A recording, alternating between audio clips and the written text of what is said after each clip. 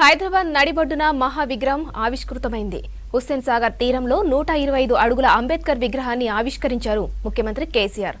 ప్రకాష్ అంబేద్కర్ స్మృతి వనానికి చేరుకున్న ముఖ్యమంత్రి అక్కడ శిలాఫలకాన్ని ఆవిష్కరించారు. హెలికాప్టర్ ద్వారా మహా విగ్రహంపై పూల వర్షం కురిపించారు. ఆ తర్వాత విగ్రహం కింద పార్లమెంట్ను పోలిన 50 అడుగుల పీఠాన్ని ప్రకాష్ అంబేద్కర్ రిబ్బన్ కట్ చేసి ప్రారంభించారు. అక్కడ బౌద్ధ భిక్షువులు ప్రత్యేక ప్రార్థనలు చేశారు. భవనంలో అంబేద్కర్ ఎగ్జిబిషన్ జీవితంపై ఏర్పాటు చేసిన షార్ట్ చిత్రాన్ని తిలకించారు నేతలు. కాన్స్టిట్యూషన్ ఆఫ్ ఇండియా భారత రాజ్యాంగ గ్రంథాన్ని చూస్తూ ఉన్నాం. అదిగో అక్కడ పూల వర్షం, ఇక్కడ చప్పట్ల వర్షం. ప్రతి సామాన్య పౌరుడు, every citizen is taking part in this grand occasion. ఇక్కడ సభలో ఉన్నవారే కాకుండా మరి వివిధ ప్రసార మాధ్యమాల ద్వారా చూస్తున్న వాళ్ళు, తెలంగాణ రాష్ట్ర వ్యాప్తంగా ఇతర రాష్ట్రాలు, దేశంలో ఉంటున్న ఆనందాన్ని సొంతం చేసుకుంటున్నారు. ఈ పూలవాన మధ్య సిడి ఆవిష్కరణ, తెలంగాణ రాష్ట్ర జయగాథ, దళిత బంధు విజయగాథ. తెలంగాణ రాష్ట్రం రాష్ట్రాలకే ఒక కొత్త బాట చూపేలా, దేశానికి ఒక దిక్సూచిల దళిత బంధు పథకాన్ని ముఖ్యమంత్రి గారి మనో సంకల్పంతో సాధ్యమయ్యింది. ఇప్పటికే ఎంతోమంది లబ్ధి చేకూరి సగర్వంగా తలెత్తుకొని సొంత ఆదాయంతో ముందుకు సాగుతున్నారు. అలాంటి విజయగాథలు ఇంకా ఎన్నెన్నో ఆవిష్కరించబడనున్నాయి. అదిగో దళిత బంధు విజయగాథ సిడిని ఆవిష్కరించిన మన గౌరవ అతిథివర్యులు ప్రకాష్ అంబేద్కర్ గారికి ధన్యవాదాలు. మీరు ఈ దృశ్యాన్ని చూస్తూ మైమరిచిపోయి చప్పట్లు కొట్టడం మర్చిపోయారు. నిజంగానే మైమరిచిపోయే ఎన్నో అంశాలున్నాయి ముఖ్యమంత్రి గారి మనసులో, వారి ఆలోచనలో, ఆచరణలో. అదిగో దళిత బంధు విజయగాథ. శాశ్వతంగా విముక్తి పొందేటటువంటి ఉద్యమం దళిత బంధు. ఇది ఒక ప్రభుత్వ కార్యక్రమం కాదు, ఇది ఒక మహా ఉద్యమం. 10 లక్షలు పూర్తి స్థాయిలో 100% సబ్సిడీ, కిస్తీలు కట్టే కిరికిరి లేదు. ఇప్పుడు వచ్చి మళ్ళీ బాకీ ఈమెను అడిగే బాధ లేదు. నీకు వచ్చిన పని, నీకు నచ్చిన పని, విజయం సాధించగలిగే పని చేసుకునే అవకాశం పూర్తి నీకే ఇస్తారు. జీవితంలో చాలా వెనుకబడిపోయినాం. మరి పిల్లలకైనా మంచి లైఫ్ ఇవ్వాలంటే ఈ కూలి పని చేసుకుంటూ ఎట్లా ముందుకు పోగలుగుతాము? ఒక అవకాశం కోసం చూసుకునే మా జీవితాల్లోకి ఈ దళిత బంధు అనే పథకం నిజంగా ఒక మంచి గొప్ప అవకాశాన్ని అనేది మాకు ఇచ్చింది. ఒకప్పుడు ఒక దగ్గర పనిచేసి కష్టాలు అనుభవించి చాలని జీతాలతోటి, ఆ ప్రెషర్ తోటి మనస్తాపానికి గురయ్యేవాడిని. అట్లాంటిది ఈ దళిత బంధు స్కీమ్ రావడం ద్వారా నాకు స్వతహాగా వ్యాపారం పెట్టుకోవడం జరిగింది. నేను ఇంకో ఇద్దరికి ఉపాధిని ఇప్పించడం కానీ జరిగింది.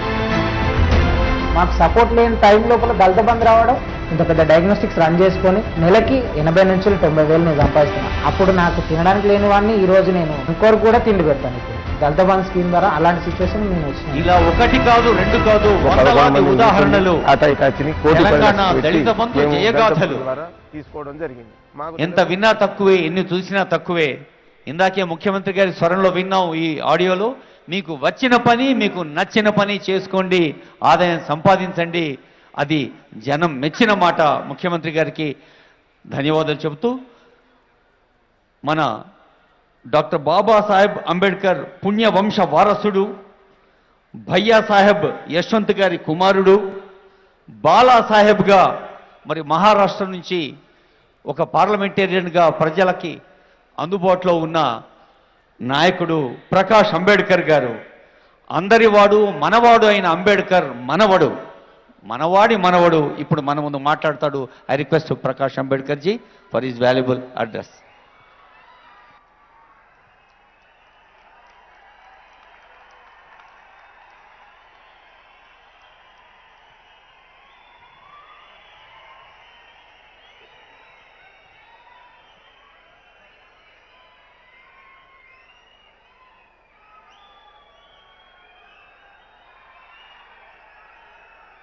कुछ कहने के पहले मैं आप लोगों से क्षमा चाहूंगा क्योंकि आपकी तेलुगु जो बोली भाषा है उससे मैं अपने विचार नहीं रखूंगा, हिंदी में ही अपने विचार रखने की कोशिश करूंगा। बाबा साहब अंबेडकर की जयंती के अवसर पर तेलंगाना के मुख्यमंत्री सम्माननीय के चंद्रशेखर राव जी को मैं अपनी तरफ से और आपकी तरफ से पूरी बधाई देता हूं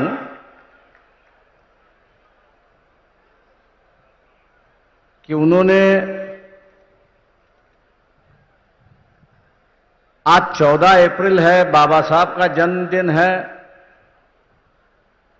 125 फीट की मूर्ति का अनावरण भी आज हो गया है। लेकिन साथ साथ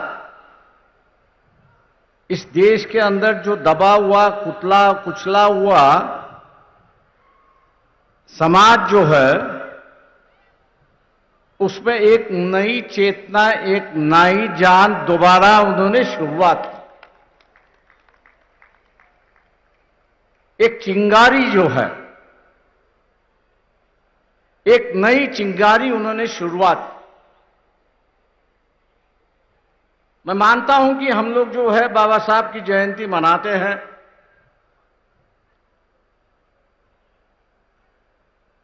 ढोल बजाना, गाना बजाना, बाबा साहब की बातों का दोहराना,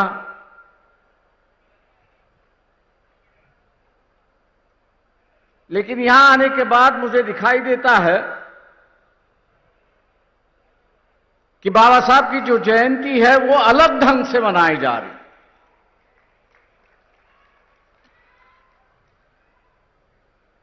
ना सिर्फ उनके गुणगान जा रहे हैं, गुण है, गान है, उस पर लोग गा रहे हैं, लेकिन हकीकत में जो बाबा साहब यहां पर चाहते थे, इस देश में जो हमेशा बाबा साहब चाहते थे, उस पर शुरुआत हुई। बाबा साहब ने जरूर हमसे कहा कि शिक्षित बनो,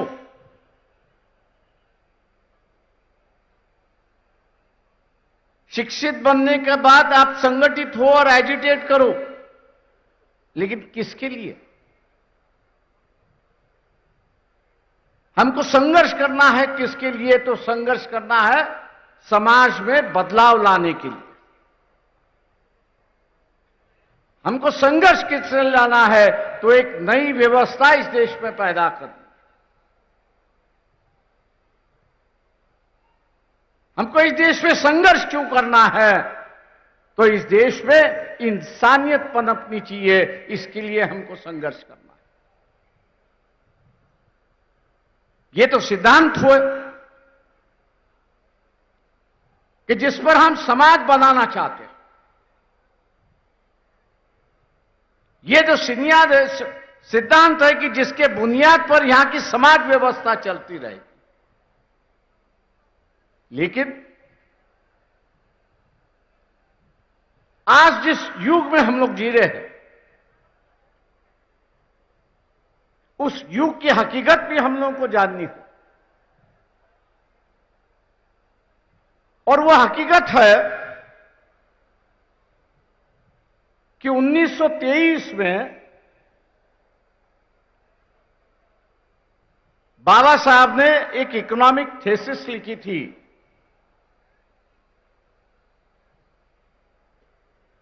बाबा साहब ने एक इकोनॉमिक थीसिस लिखी थी कि जिसका नाम था प्रॉब्लम ऑफ रूपी, रुपए की समस्या। और इस किताब के माध्यम से बाबा साहब ने यह बताने की कोशिश की कि उस वक्त का जो राज था, अंग्रेजों का जो राज था, इंग्लैंड का जो राज था, वो रुपए के साथ में कैसे खेलते थे।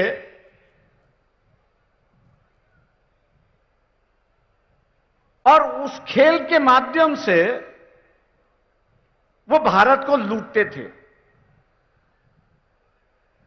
बाबा साहब पढ़े लिखे थे, इसलिए उन्होंने प्रॉब्लम ऑफ रूपी रखा। हम लोग जैसे पढ़े लिखे जो वो उसको ये कहेंगे थ्योरी ऑफ लूट।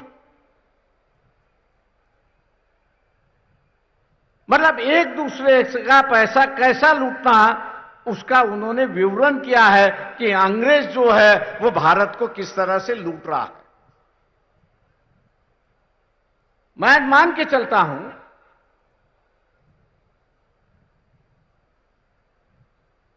जिसका अब उद्घाटन हुआ, दलित बंधु का जो उद्घाटन हुआ, ये थोड़े बहुत पैमाने पे इस थियरी ऑफ लूट को रोकने की कोशिश की जा रही है।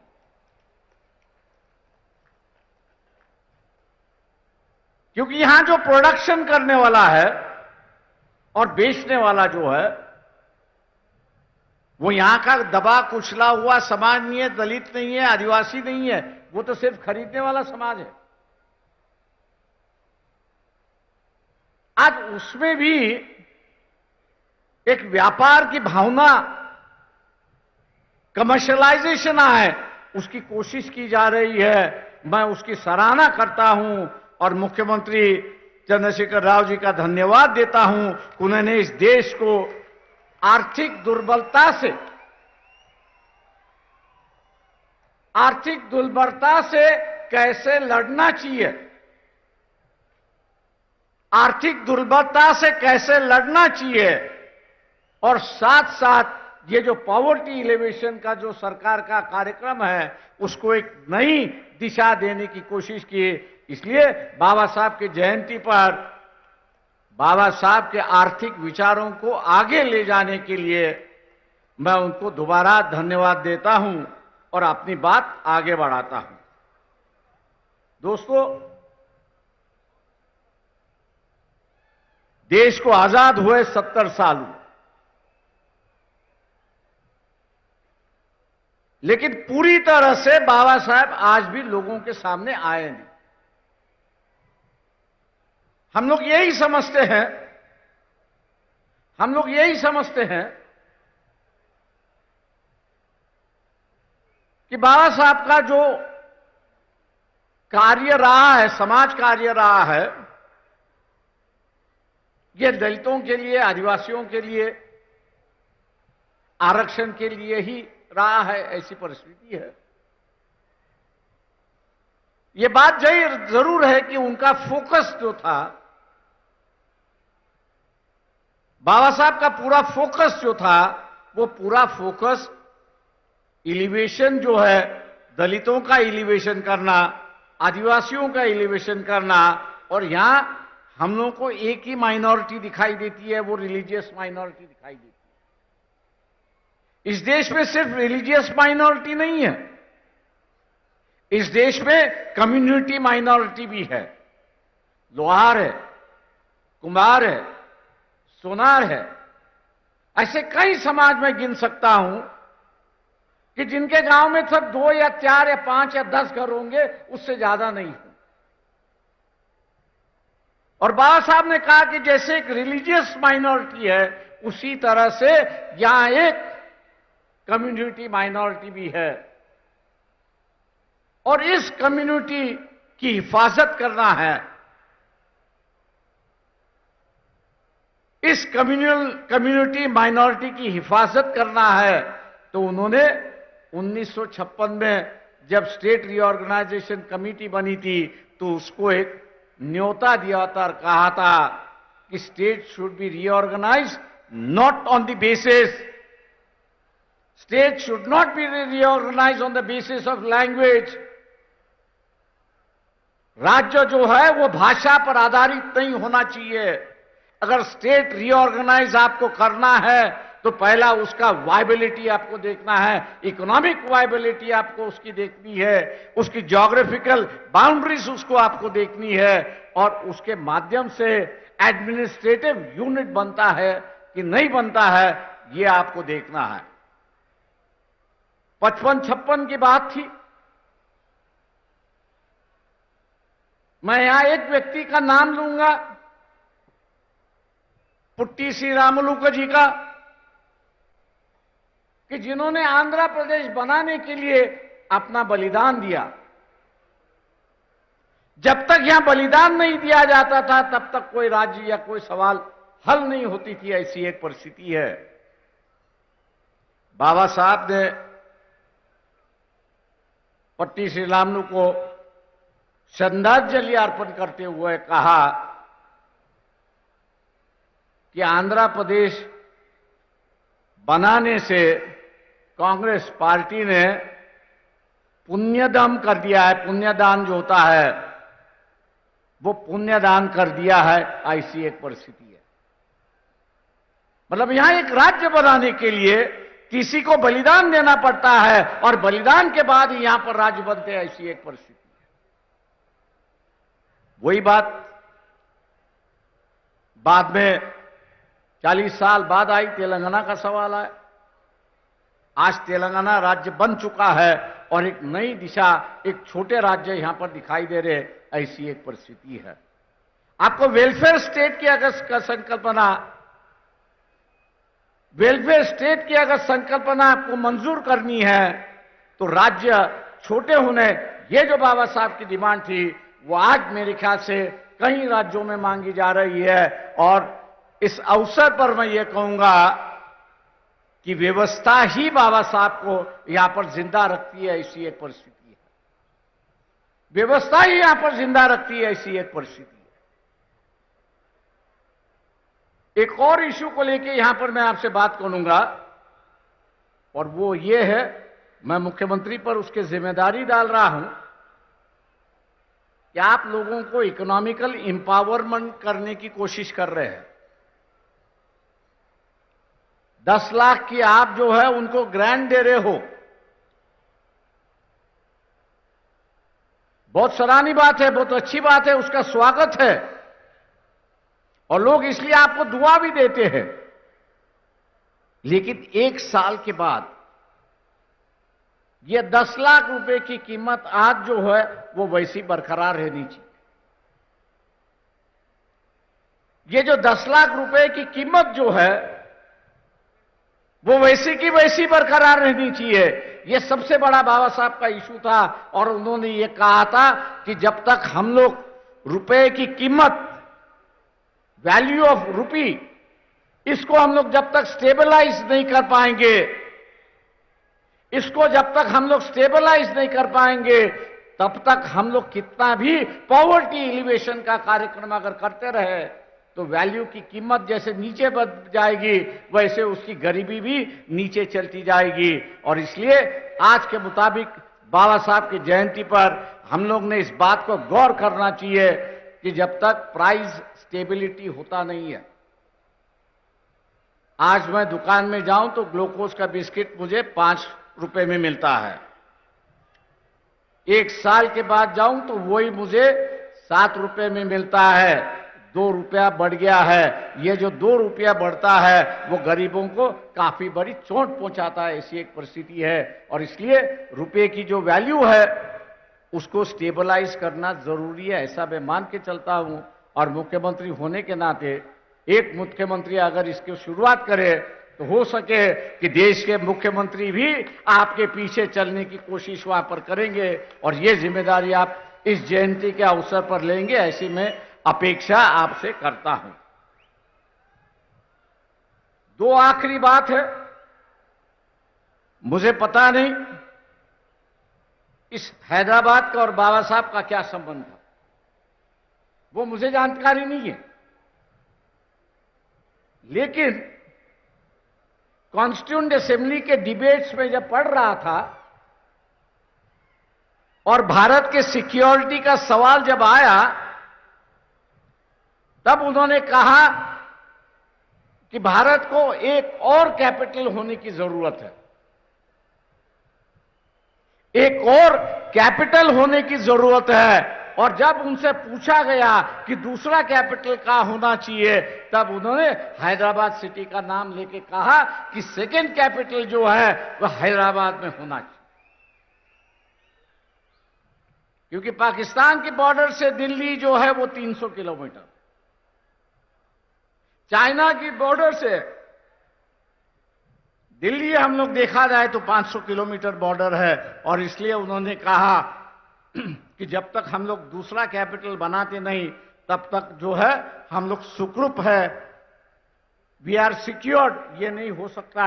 और इसलिए उन्होंने जो है वो हैदराबाद को सेकेंड कैपिटल होने की मांग की थी, उस वक्त पूरी नहीं हुई। शायद मेरे ख्याल से तेलंगाना दोबारा इसको मांग करेगा तो सेकेंड कैपिटल ऑफ इंडिया जो है वो हैदराबाद यहां पर बन सकता है, ऐसी एक परिस्थिति है। मैं एक आखिरी सवाल यहां पे कहूंगा, क्योंकि वो आज सबसे बड़ा इशू बन चुका है कि जिस पर राजनीतिक रोटियां सेकी जा रही है, और वो ये है कि इस देश को धार्मिकता में हम लोग परिवर्तन करना चाहते हैं। इस देश को जो है हम लोग धार्मिकता में परिवर्तन करना चाहते हैं। 1938 में ही बाबा साहब ने किताब लिखी थी जिसका नाम था थॉट्स ऑन पाकिस्तान,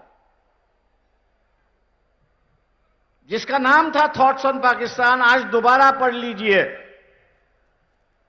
उस वक्त की जो राजनीति चल रही थी वो यही थी कि हिंदुओं की जो शेंडी होती है, चोट होती है, वो मुसलमानों के हाथ में थी, और मुसलमानों की दाढ़ी जो थी वो हिंदू के हाथ में थी। उन्होंने कहा यह राजनीति नहीं चल सकती, उन्होंने कहा यह राजनीति नहीं चल सकती, दोनों अलग अलग है। और इसलिए उस वक्त उन्होंने बंटवारे की बात कही और कहा कि जो मुस्लिम इलाका है उसको एक नया नेशन होना चाहिए, और यहां जो हिंदू है उनके लिए अलग देश होना चाहिए, और भारत उसका वो देश होना चाहिए। ये 1938 में ही बाबा साहब ने उसको शुरुआत की। बंटवारा भी उसी तरह से हुआ, बंटवारा उसी तरह से हुआ।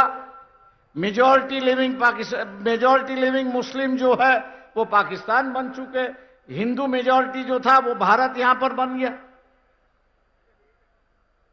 ये जो राजनीतिक रोटियां सेकने की जो राजनीति चली है, उससे मेरे ख्याल से हम लोग को बचना होगा, उससे हम लोग को बचना होगा कि जब यह बंटवारे के साथ साथ इस देश में रहने वाले हिंदू उनके लिए एक राष्ट्र बन चुका है, तो नया राष्ट्र की कहां की चर्चा आप शुरुआत करते हैं।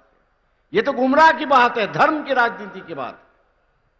और जो बाबा साहब ने चेतावनी दी थी कि जिस दिन इस देश में धर्म और जात की राजनीति शुरुआत होगी, जिस दिन धर्म और जात की राजनीति शुरुआत होगी, उसका पहला कैजुअलिटी यह होगा कि you will have no national leader.